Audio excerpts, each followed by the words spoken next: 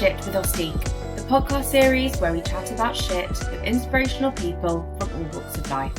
Today we are joined by the wonderful and inspiring Amy Owst, aka IBD Warrior Princess. We hope you enjoy this conversation. Amy, hi. Hi. Welcome to Chatting Shit with Ostique. Thank you for being here. Oh, thanks for being here. We're so happy to have you.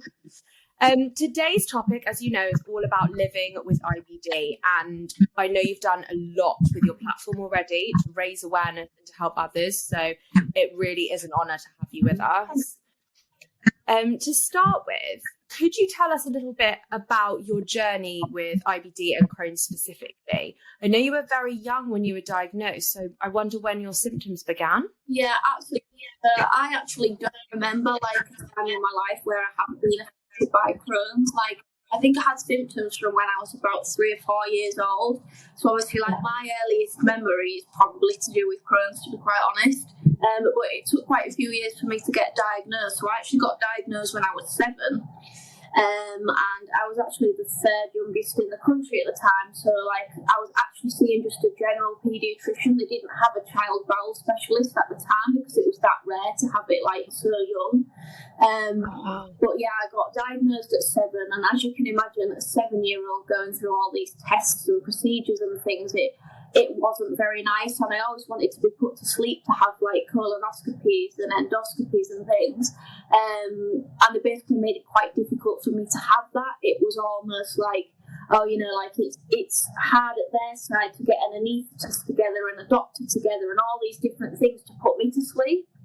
So I basically ended up having very few endoscopies and colonoscopies, and then it got pretty bad when I moved up to the adult clinic when I was 17, because they actually found out that the child doctors had been treating the wrong area for 10 years. So I got really bad, but the symptoms that I was experiencing leading up to my diagnosis and things was, as a toddler, I got what you call malnutrition quite a lot. So I wasn't absorbing my food properly. I was being very mum and dad just thought I was being a picky child, and trying to make me eat. And then as time went on, sort of nearing the end of infant school, I got really bad diarrhea. I couldn't stay warm even when it was warm outside. I was always freezing. Weight was dropping off me. There was so many symptoms I was going through, to be honest. And then it was when I was in the first year of uni school, I pretty much spent it all in hospital getting my diagnosis. So that was pretty tough. Oh, Amy, that's been awful. I'm sorry. Yeah, it was pretty tough, yeah. When did you have your surgery then? So I had my surgery when I was 19, so I've had my ostomy just over 11 years now. And how's that been for you? How's it changed your life? I think because I always describe it to people I didn't have a life before. To me, it was just a miserable existence. I was just basically kind of breathing from one day to the next with not being able to do much. I missed out on, the things teenagers do, going out, getting drunk, all of that stuff. I didn't do that. So the ostomy in a way was an absolute miracle, and it amazed me how soon it made me feel better.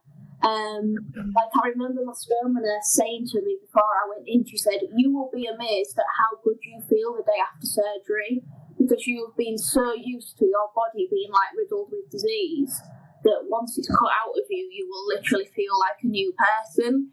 And that's exactly how it went. I remember waking up and, you're very high on morphine and painkillers, and there's all these different things going on, but I just remember feeling super, super different. There was a pain in my stomach, but it wasn't a Crohn's pain. It was a pain that I felt was going to get better.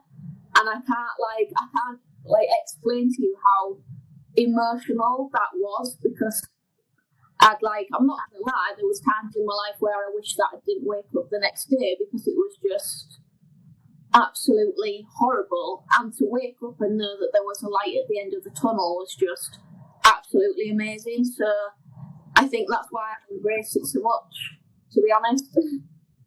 That's made me really emotional to hear you say that. I don't know why. Sorry. I'm really sorry that you felt that way. That's awful. No one should ever feel that way. And I'm not surprised that you did, given that you were so poorly for so long. But to know that surgery can make that dramatic a difference is amazing. And has it absolutely unbelievable? Like, I almost thought that my stoma nurse was just kind of saying it to, like, you know, like push me through, like, you know, you've got this kind of thing. And don't get me wrong, like, I won't lie to people and say the first probably 5 to 6 days after my ostomy surgery were like a living hell. Like, I remember there was a few days after surgery, and I've got post-traumatic stress disorder when it comes to like being sick and actually throwing up. So I developed what you call an ileus after surgery, which is when the bowel basically stops because of like all the trauma and all the handling it's been through. And I started being really profusely sick, and because I had like such bad trauma related to it, I did unfortunately get to that point in my head again where I was very suicidal. I was begging the doctors and the nurses to just let me die. Like, I was to my mum, I don't want this, like, let me die and stuff like that. And then literally day 6, I think it was, I stopped being sick, and that's when the turning point hit. And I just suddenly started to see all this, like I say, like light at the end of the tunnel that I'd never been able to see before. And I actually like saw a future for the first time in my life, which is real emotional, but that's exactly it. Oh my God, so you went pretty much into your 20s as that being your first kind of real experience of living. Yeah, absolutely crazy. Like, when people say to me now, you know, like, because I sometimes, like you do, you know, you're looking on social media and you do, as part of human nature, compare yourself to other people. It's hard to not do that. And there's been times in the past where I was, you know, my friends and things, and they were so much further on from me. And then I just sat down and I spoke about a counsellor with it and things, and he said to me, you know, just think of it this way, you've only been living your life really the last several years, so you've done well to kind of achieve all you've achieved in such a short time. I mean, I could not say it better myself. And have your symptoms sort of gone completely, or do some things linger from that time? I mean, from my Crohn's disease perspective, I could count on one hand the kind of like mini flare-ups I've had since my surgery. Like, I have been largely medication-free, which is absolutely amazing, because I was on probably, at one time, the most I was on was probably between 25 to 30 tablets a day, with like supplement drinks and things to kind of like try and build me up. So now, not taking tablets is absolutely amazing. Like, I've been hospitalised once and I had to have steroids, but I think that was from like a really bad gastroenteritis bug I'd got. I've been hospitalised a few other times, but they've more been for sort of when I've got really dehydrated with my ostomy. And it's kind of been for like fluids, and then the fluids have kind of got me through it, and I've thankfully been able to come out of it with no medication. From a Crohn's point of view, I wouldn't say that ostomy surgery was a cure. And I think this is something I touched on when I was talking with you the other day, last week, that I think some people are wrongly sold ostomy surgery as a cure, because scientifically it's not a cure. Like, for some people it may feel like a cure, but scientifically for people who've got Crohn's disease, ulcerative colitis, they will still, to some extent, maybe struggle with some of the symptoms. Like, I know I could speak to a handful of people now and they would tell me, oh, I feel like my ostomy's cured me, which is absolutely amazing. They don't have any side effects, any symptoms, nothing like that. But I could speak to the majority of people and they will tell you that they do struggle with maybe one thing or a few things, or things kind of, their symptoms are quite dynamic. They're touch and go. Like, sometimes they don't bother them, and then other times they can be really like severe, depending. And what kinds of symptoms are they? I know you've mentioned fatigue has stayed to an extent. Yeah, like, fatigue is without a doubt my number one struggle. It is the thing that I emotionally and physically battle with to this day, and it is hard to find that line in your head between like knowing when to push your body and knowing when to stop and listen to your body. Like, that struggle is, it sounds a bit of a cliche, but that struggle is very real to me a lot of the time. You know, when people say the struggle is real, yeah, like, this struggle actually is real. Real. with fatigue, but it's mainly fatigue, and then I suffer, like, I've got depression and anxiety, but that's not just from my Crohn's and my stoma, that's from a few other things as well. But I'd say definitely the fatigue, and I get mouth ulcers, which are really bad. When I get run down, I have to spray for like my throat and my mouth to calm it down. And then the last thing I struggle with, I would say, is probably joint pain. I get quite a lot of joint pain, like in my knees sometimes, in the bottom of my back, and I get a lot of like pain related to, I think, where I had my surgery, which is quite hard to deal with, and it's quite hard to overcome as well. Yeah, I can imagine. You're doing really well. Thank you. And it's amazing to hear that even despite some of these things, that your life is immeasurably better by having that surgery.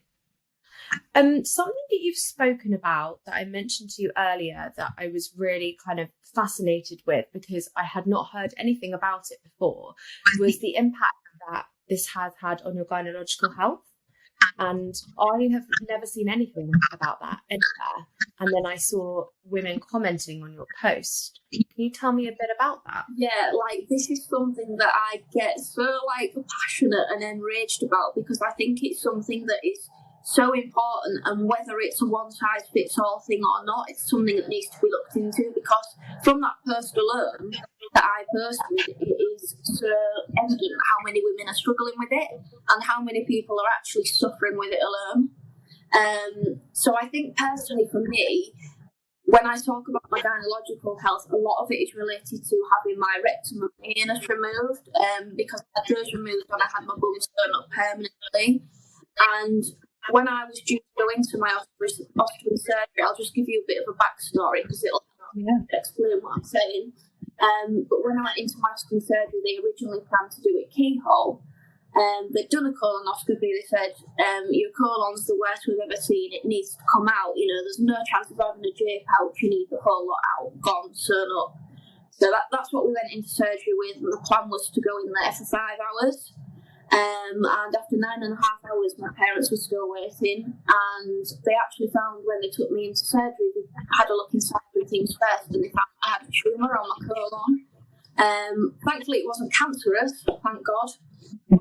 But this tumour was, I was told, the size of a watermelon, and it attached itself onto my large intestine. And that weekend, I was just in A&E to kind of build me up before my surgery. It started to burst and sort of seep into like my surrounding organs and like slowly start to poison me. And 9.5 hours later, I finally came out of surgery. And they told my dad the day after, basically, that if he hadn't taken me to A&E when he did, literally given it 2 or 3 hours later, and I would have been dead, because they said very, very touch and go on the table. I lost a lot of blood, and this is where it links back to what I wanted to talk about with the pelvic health and the gynae health things, because obviously I had a tumour and they had to be so invasive when it came to getting everything out, getting my tumour out. I think that's where a lot of my issues have come from, because there was such sort of disturbance when they went in there to save my life. And at the end of the day, I'm not complaining they saved my life. They did what they had to do. Mm-hmm. But that has had its impact, because I've had my bum removed, where like my cervix sits and everything. It's kind of dropped back and fallen back on itself in the place where my bum was. So when I go for cervical smears and things, that can make it quite difficult, because they find it hard to like locate my cervix. And because I'm quite a small person, it can be very uncomfortable at the same time. And they get to the point when they're doing a smear with me where it all, like, the only way I can describe it is it feels like if they push any further, it's going to burst through something. It's quite painful. So, you know, you do the usual, like, relax, breathe, and you do what you can. Tearing yourself up. It's not pleasant. It's like, just stop. We want it over with. But I think that's where a lot of my pelvic problems have come from. So I think it's my left-hand side ovary, which is the opposite side to where I had the surgery. So my ostomy is on the right-hand side. Mm-hmm. left side ovary has been matted with what you call scar tissue. So I think scar tissue, the easiest way to describe it is basically like little bands of tissue joining organs and things together that aren't meant to be together, so everything just kind of sticks together. And I've basically just got like this matted mass in my pelvis. So thankfully the side where my stoma is okay, my right hand side. So hopefully, you know, I don't know how that will impact me if we decide to have children. We don't know until we try, which is also something I could talk about. But I think that's where a lot of my problems come from. It's the combination of having my bum out and everything kind of falling back into place and having that scar tissue as well. I think it's really interesting that has affected not just you, but also quite a lot of women who spoke out saying, thank God you're talking about it. I thought it was just me. I felt really alone. I haven't had a period in 6 months. I've not had one in however many months, or someone said, and then someone else commented saying, I've just got my back, don't worry. And I think it's so strange that this never been spoken about. Did your doctor tell you anything about it? Have you ever heard anybody else talk about that? It's so strange the way I actually found out about it. Like, when I was about 3 months before having ostomy surgery, and I remember my stoma nurse saying to me, like, if my Crohn's disease hadn't been so bad in my rectum and my anus, they would have wanted to keep it because that obviously would have a part in impacting my fertility. But it was almost kind of just, oh, but it is what it is, you know, we'll kind of just go ahead with it, which I thought was quite blasé and kind of a throwaway comment. Bear in mind they seemed so set on getting me set up mentally before my surgery, before I had it. And then literally the next thing I heard of anything of the sort wasn't until 3 years after my surgery. 3 years is a long, long time It's a long time to not talk about such an important subject. And I remember my surgeon just kind of saying as a bit of a throwaway comment, oh, well, you do know, you know, when you have ileostomy surgery and you have your rectum removed and things, that can impact your fertility up to 60%. And I remember looking at my dad, who was in the room with me, like, what? You know, like, that had never been said to me. And not that it would have changed the outcome, because I would have died otherwise, but I would have just felt a bit more informed, I think, and a bit more valued if they'd have just said that in the first place, regardless of what the outcome would have been. Yeah, I think that makes complete sense. It's always good to have more knowledge than less, no matter what the circumstances. Something that you touched upon just then, I've seen you speak about before as well, is the need for mental health support after surgery, not just kind of physical rehabilitation. What does that look like for you versus what you think or you wish you'd have had?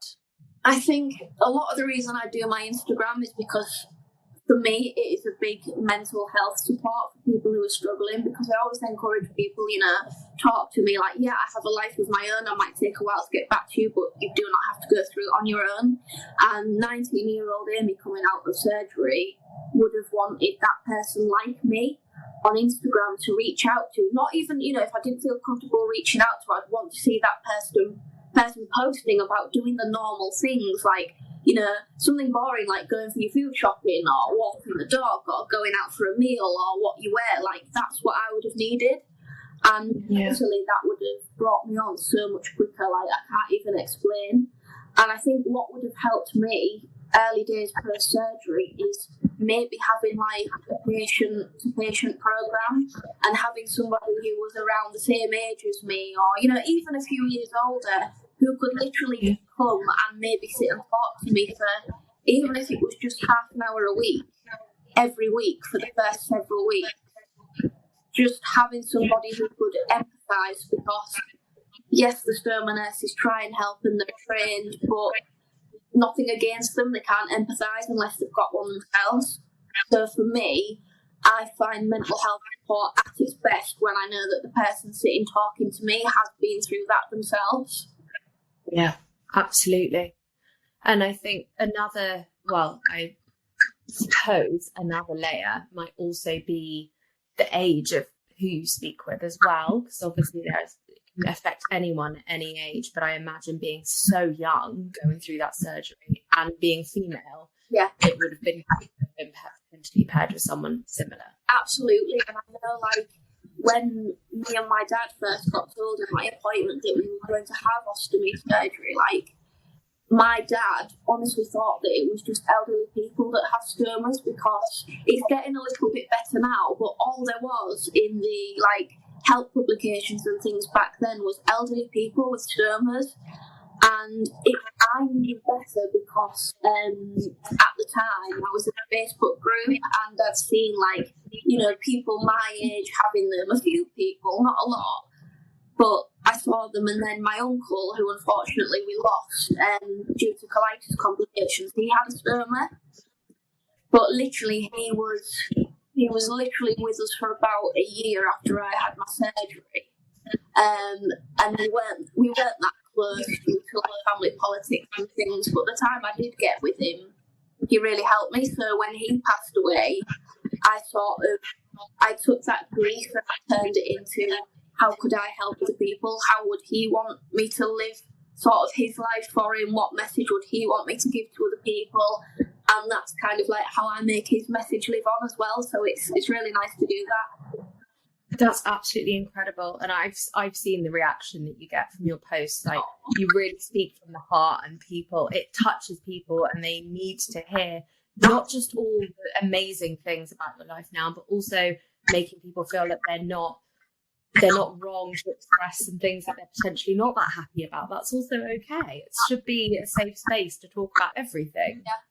Like you mentioned, the one thing I did want to say about, like, fertility and the gynaecological things is women are also not told how the periods are impacted.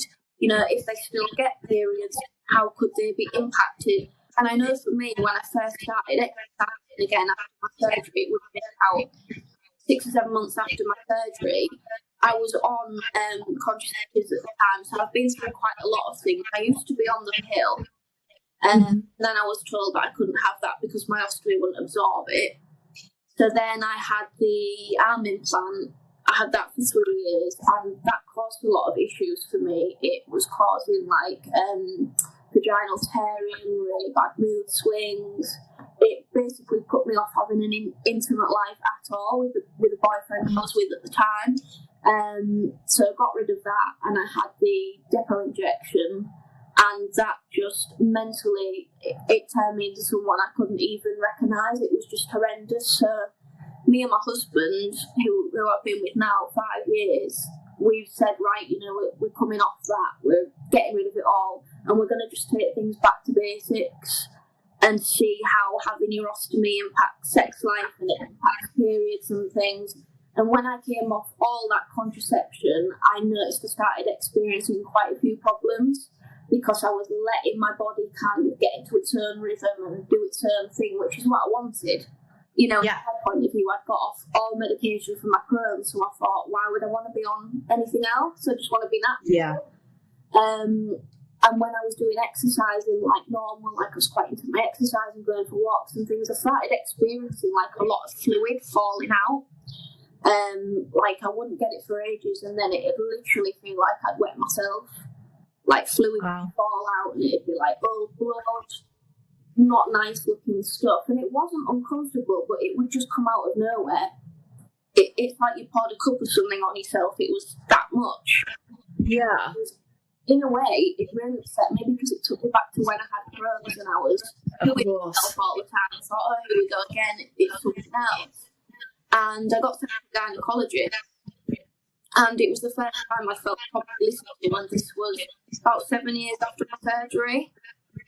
And I went for the colposcopy, which is where they do an internal examination.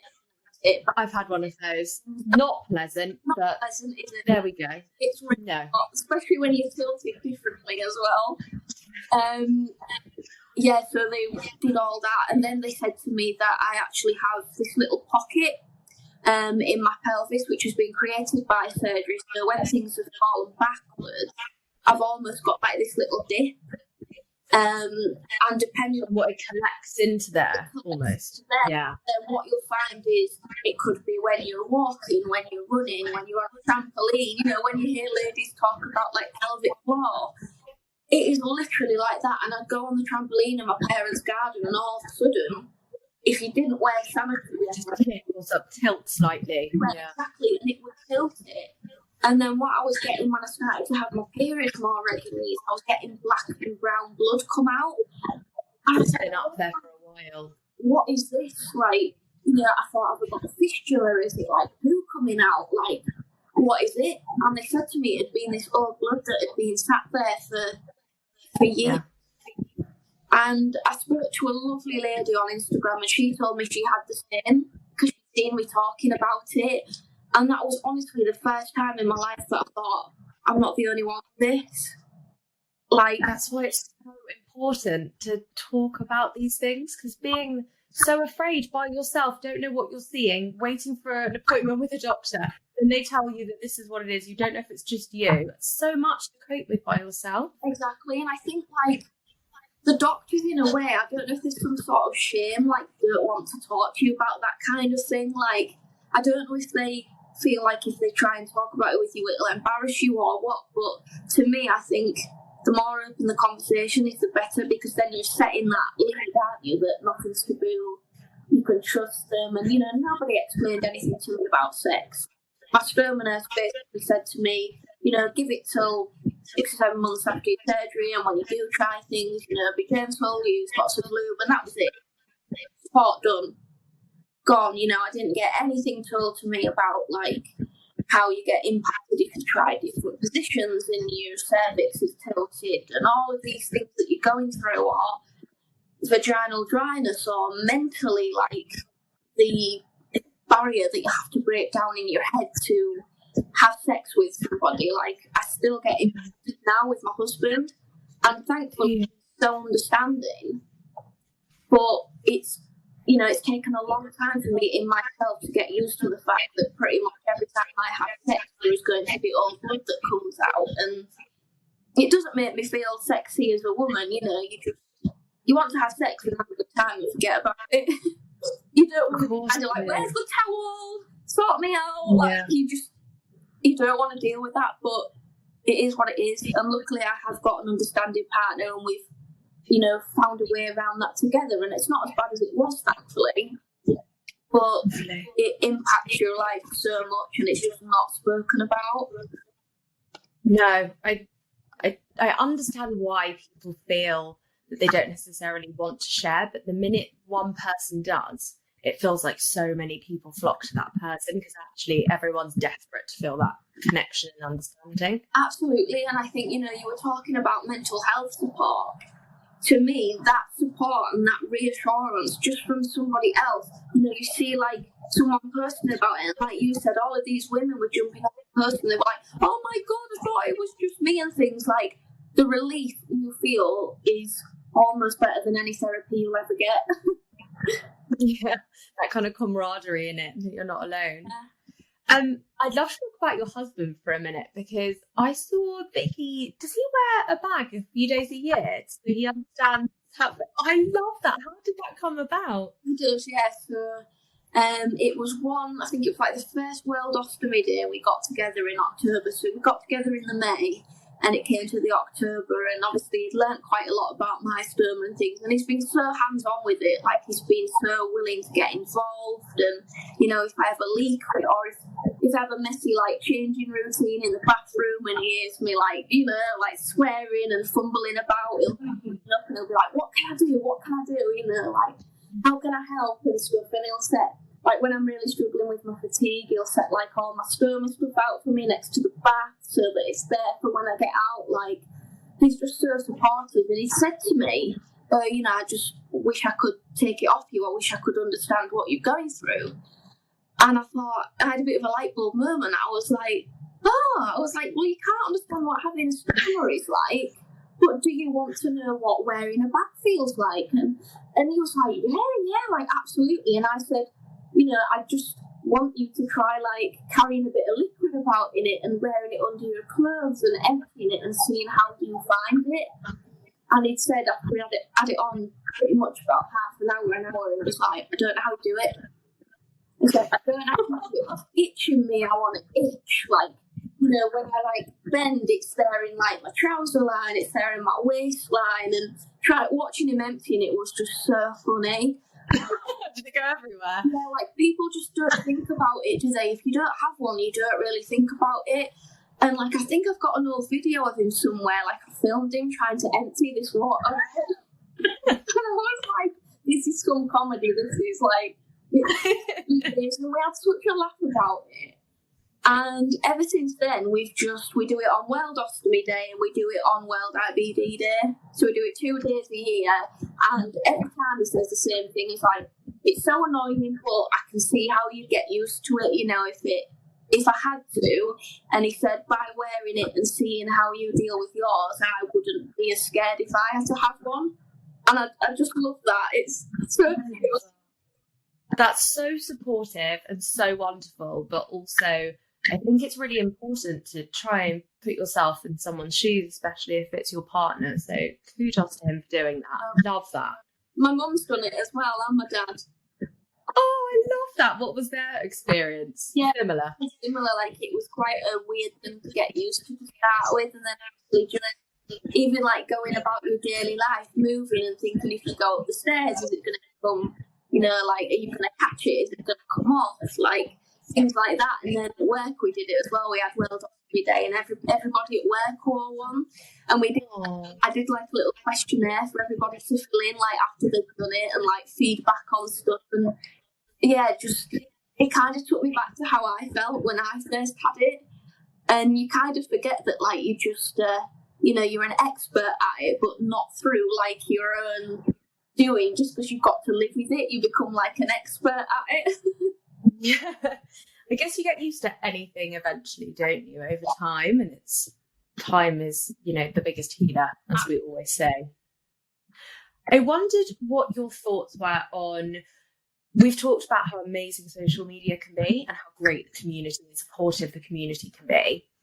But I've also noticed that sometimes members of the community can get some criticism or backlash for speaking about their experiences and feelings about their stoma, particularly if they've had a difficult time adjusting to having it and kind of didn't have that light bulb moment that perhaps you felt after your surgery. What's your kind of point of view on the importance of sharing all sides of an experience? For me, like, that just underpins everything I do. Being real, like, that is, I think, if people ask me, besides, you know, like doing my profile because that's what I needed when I was 19, asking me what my sort of Instagram's about and my profile, it's being real. It's, you know, showing you that, yeah, having an ostomy can be absolutely amazing, but don't get me wrong, it's not easy. And I do feel sorry for people who, you know, they do come forward, and it must have taken them a lot to come forward in a community where sometimes positivity can get a bit toxic. It's very brave of them to come forward and be like, well, actually, I don't view my stoma that way. And I think a lot of people forget that there's so many reasons why people can have ostomy surgery. For me, my life before ostomy surgery wasn't a life, it was just an existence. So kind of like anything better than that is great. But for a lot of people, you know, some people might have been diagnosed with cancer and then all of a sudden in a few months they've got this, or they've had a car crash and they wake up with their intestines sticking out their tummy, or their bladder sticking out their tummy if they've got a urostomy. And you've got to remember that everybody's entitled to their opinion. It's not on anybody to sit there and tell somebody what they can and can't feel because they're not in their shoes. So I think if it wasn't for me being real, I know that I wouldn't have helped other people to be real. And I know that it makes me emotional thinking about it, but I know there'd be a lot more people like how I used to be, sat at home thinking, well, I'm a freak, I'm the odd one out, you know, why do I hate my ostomy and everybody else loves it? And there is a very fine line, and I think a lot of it is about balance. And don't get me wrong, there'll be times where I get it wrong or I say something and people don't agree, but that is just my point of view. And I always encourage people to be honest about having a stoma because no two journeys are the same. So it's the same with anything in life, whether it's ostomy surgery, whether it's something trivial like your opinion on Harry and Meghan. We all know that's going around. Let's not go into that one. Exactly. Everyone's entitled to their opinion. We're all different. So I think that's why it's important to be real, because it encourages everybody else to be real, and we're all just human. Absolutely. And actually, sometimes those really difficult conversations are the ones that can transform somebody's life. Absolutely. And it feels like they're the most important to have. So yeah, it's thank you. incredible. I'll get messages from people, and like you've just said, you know, they'll message me and they'll say like they saw one post that I said, or they'll see me speaking on my stories, and it might be something that I didn't really put much thought into. I was just being honest.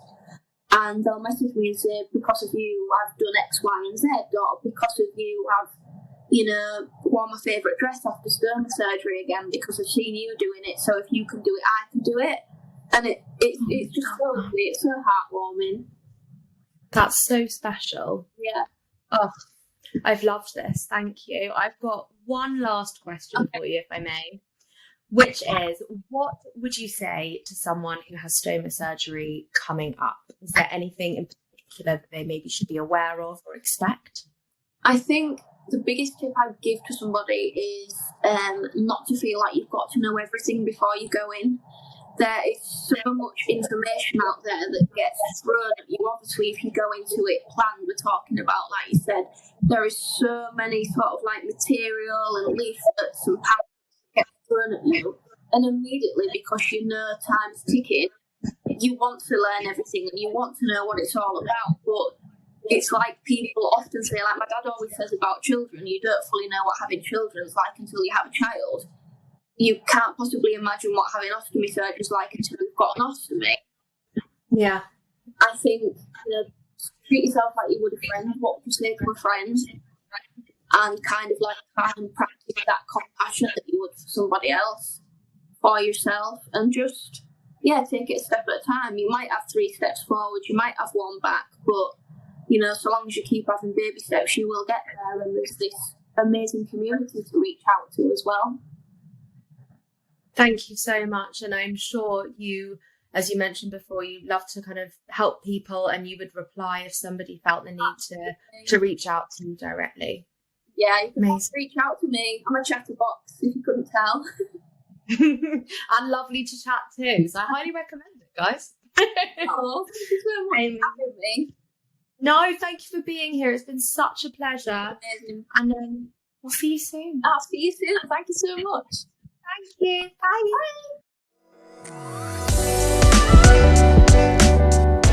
Have you seen the new Ostique skins yet? Ostique skins are revolutionary ostomy pouch covers that were created to make the wearer feel confident, sexy and powerful in all of life's moments. From moments of intimacy to lounging by the pool, conquering a workout or simply heading out to lunch, skins have you covered. Even better, they're compatible with all major colostomy and ileostomy bags. Ostique skins are available in a range of colours and skin tones, and they're made from a revolutionary material that's completely waterproof, high quality, soft and comfortable. Skins are easy to use, even with reduced dexterity, and they work with both closed and drainable bags. Plus, skins are also environmentally friendly and vegan. There are 4 bundles available to buy now, and you can also purchase individual skins. Head to ostique.co.uk to find out more.